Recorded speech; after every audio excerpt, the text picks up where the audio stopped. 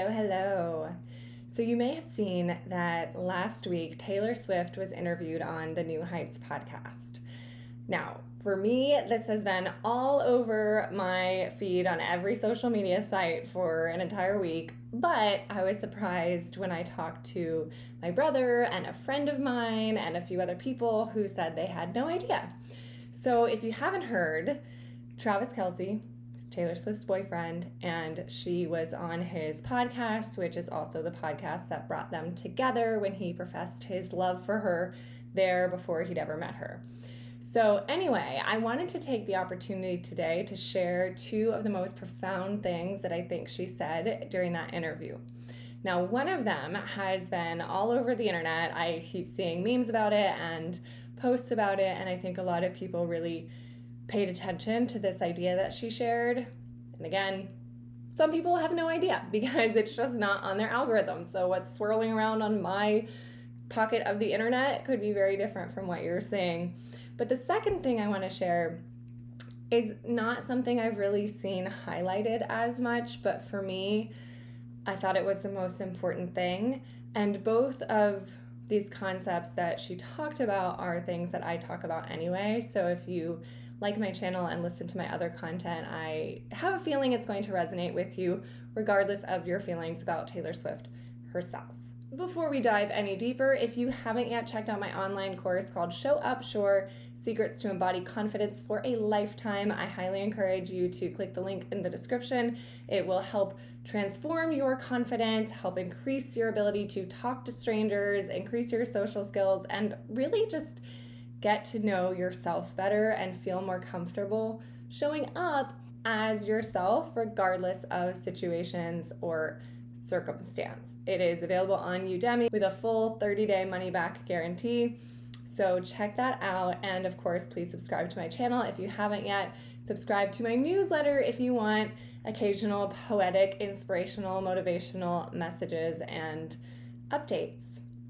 Without further ado, one thing that Taylor Swift said on this podcast that you may or may not have seen is she said, "Your energy is expensive.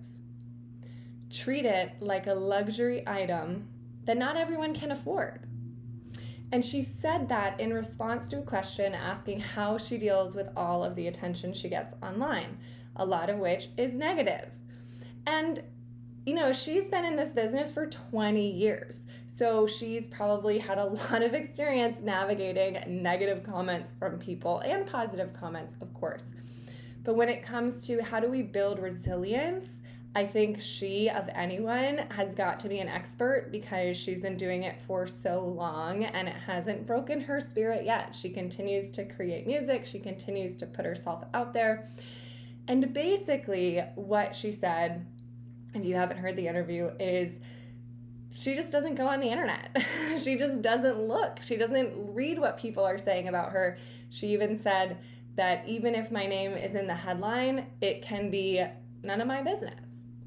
Because people say things, and people often use her name as well as other celebrities' names to get attention, especially in our social media influencer world where we just want attention, we want likes, we want to get the viewer hooked. And so she made it very clear that she doesn't give energy, her own personal valuable energy, to negative comments. And I think that is something we can all take with us, because how often do we let one person's opinion or one person's negative comment ruin our whole day? So what I also thought was interesting about this is she said, treat your energy like it's expensive. And then it occurred to me that in English, we use the phrase pay attention. Like we're paying it. Our energy is a currency. Our attention is a currency. And when we treat it as a high value currency and say, not everything gets my attention, not everyone gets my attention, then I think that's how we can focus on the things that really matter. I've always been so impressed with how prolific of an artist she is. She writes so many songs, and now it kind of makes sense because she's so focused on where her energy goes. She's not paying attention to social media. If I didn't scroll on social media, I feel like I would have so much time back. And I know that human beings have been distracting themselves long before social media existed, so that's not really an excuse, but it does take so much of our attention away if we let it. And then there's the imposter syndrome, there's the self-doubt, there's the self-criticism. We're giving energy to negative thoughts, or we're giving our energy and attention to a comment that someone made at some point, or something that maybe we heard multiple times throughout our childhood or throughout our life that made us believe a certain thing. And by constantly feeding it and paying attention to that thought, we're depleting our bank of self-esteem and of focus and, quite frankly, of just general energy. So the day after I heard that, I was teaching a workshop called Confidence for Creatives, and it was a blend of public speaking and poetry. And as I had everyone go around and do an exercise, this one woman said she felt pretty good with public speaking, but she was so self-conscious during the exercise about her Southern accent. And first of all, I thought she had a lovely voice. I didn't even notice her accent. 2, we are in the South, so no one cares if you have a Southern accent. It's totally fine. Where I live in the panhandle of Florida, a lot of people have Southern accents. It's no big deal. But she was saying that her cousins, who are in the northern part of the United States, used to tease her for her Southern accent. And so she works very deliberately when she's speaking to not have as much of an accent, and it makes her self-conscious every time she speaks. So what I told her was what Taylor Swift said. And I'm like, look, your energy is expensive and you're giving your attention and your energy to that comment that your cousins made. And maybe they made it throughout your whole life. This woman is in her 60s, so she's probably heard it for a very long time. But what I encouraged her to do was treat that as a choice. You have the choice to keep paying attention to something and therefore depleting your resources from focusing on something else. She could have been very much focused on what she was saying and feeling good as she said it, and instead some of her bandwidth was spent on thinking about being self-conscious about her accent, which was keeping her from being present in the moment. And so I think this is a really powerful concept that's nothing new, but it's just a new framework, it's a new analogy, and a new way of looking at it. So when you really, really value your time and your energy and your attention, we can make sure that we're doing things that align with our value system. And I think that's where it's almost easier said than done, because we may know at an intellectual level, yeah, my attention is important, my focus is important, but if we're not treating ourselves as important, then it's like, who cares if they take this from me? I'm not expensive, I'm not a luxury item, or my energy isn't. And that's where I think we have to dig a little deeper and get to the root cause of why we're not treating our time and energy as precious, valuable resources, but they are. If you struggle with that piece, I encourage you to check out my last video, which is all about cultivating self-love and why it's super important and how to distinguish self-love from being conceited or being arrogant. And I go into some of the different blocks that come up for people around self-love. The second thing she said, so that one about energy being expensive and all of that, I've seen a lot of posts saying, treat my energy like a luxury item. I think that one really stuck. But the one that I haven't seen talked about as much, that when I heard it, I was like, I didn't need to listen to the whole 2 hours. I could have just listened to that, and I just felt amazing hearing it. So to give you a little background, she was talking about how she was able to acquire the rights to her masters, which is basically her music that she didn't have. This has been in the news a lot. It was a big saga. And she was able to do that not by sending a lawyer or sending a big legal team. She sent her brother and her mom to go have that conversation. And the reason being, she said, This is the part that struck me. I am in the business of human emotion. And that, it gives me chills even thinking about it. The reason it's so profound is because it brings humanity back to everything. For her, she wasn't trying to get the rights back to her music for money. She's already a billionaire, but it was for the feeling of ownership. And so that what she said in the interview is like someone else having those rights means they could pass the rights to her music down to their children. And she wants to be able to leave her own legacy within her own family. And she has, all kinds of personal reasons, as artists are entitled to have, wanting ownership of their work if that's important to them. But what I want to highlight, and she said she's in the business of human emotion. I think it's so easy to forget that at the end of the day, life is about relationships.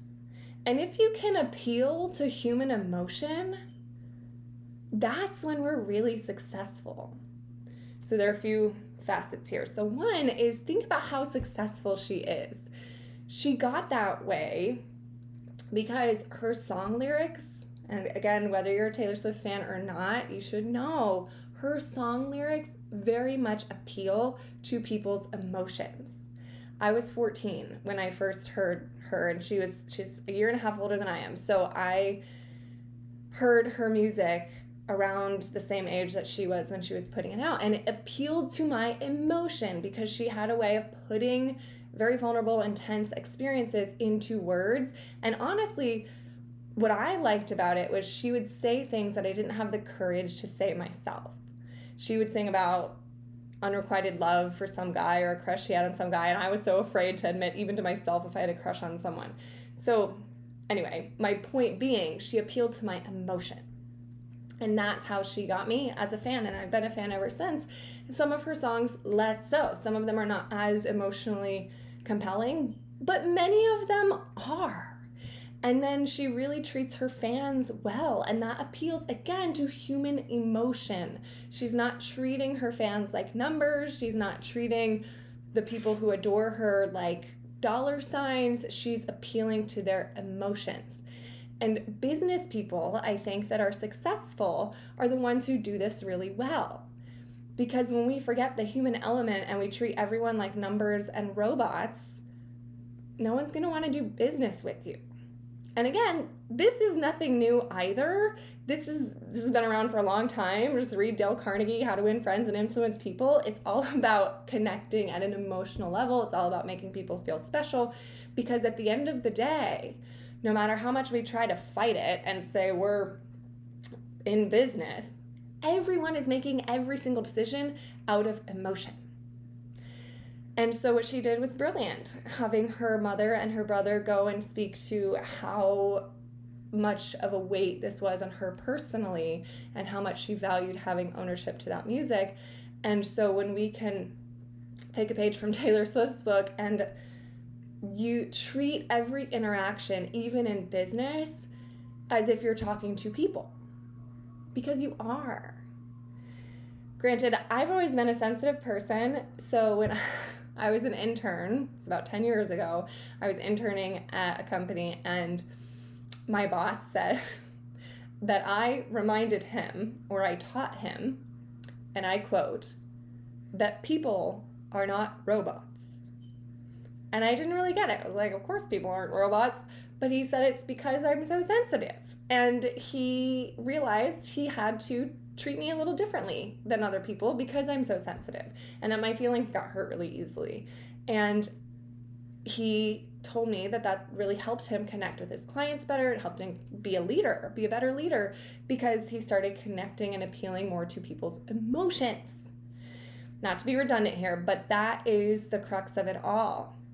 Is we're not robots, but with the age of AI and with all the technology we have available to us, it's so easy to forget.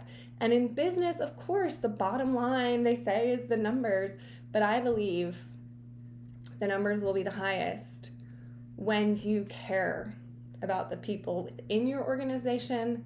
You care very much about the people who you're dealing with in other organizations. You care about your customers. You care about your clients. And if you have a way to appeal to their emotions, there's nothing you can't do. And marketers know this. Every advertisement we see is designed to appeal to human emotion. So anyway, I just love that she said, I am in the business of human emotion. She didn't say I'm in the business of music, I'm in the business of negotiation, I'm in the business of business and entrepreneurship. I am in the business of human emotion. She's an incredibly successful person, so I don't think it's unwise to listen to what she has to say.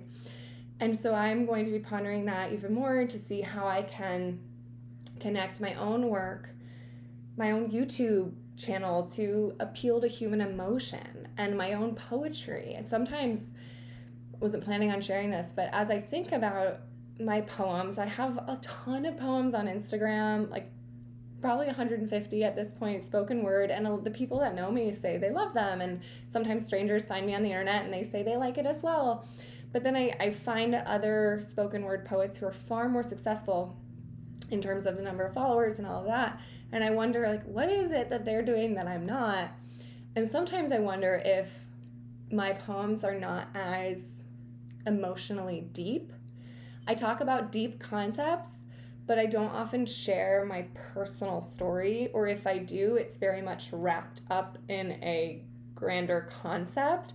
So I'm not necessarily saying, oh, when this thing happened to me and I was so upset. It's more like, sadness happens this way, da da da da da. And so just something I've been pondering lately. I would love your opinion and your feedback if you've heard my poems.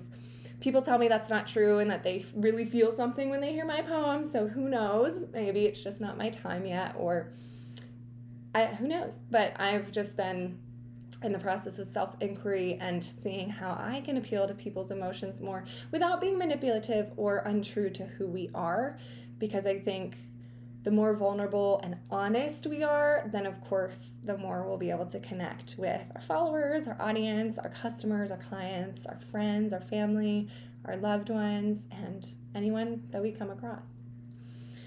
So if you do want an emotional, inspirational little message you can listen to every day, I encourage you to download my free Poetic Pep Talk. It's just a little less than 10-minute audio that you can listen to start your day, because science has shown that poetry puts our bodies in an elevated state of consciousness. It gives us heightened emotional state, and so it can leave you feeling very energized, and it is also designed to encourage your own love of self so that you can treat your energy as a luxury item and to help you connect to your own emotions so that we can therefore be in the business of human emotion. Thank you for listening. There are so many other gems on that podcast, so if you haven't checked it out, I encourage you to do so. And if you have, then I hope you enjoyed this little reflection. As always, I appreciate you tuning in, and I hope you have a wonderful day.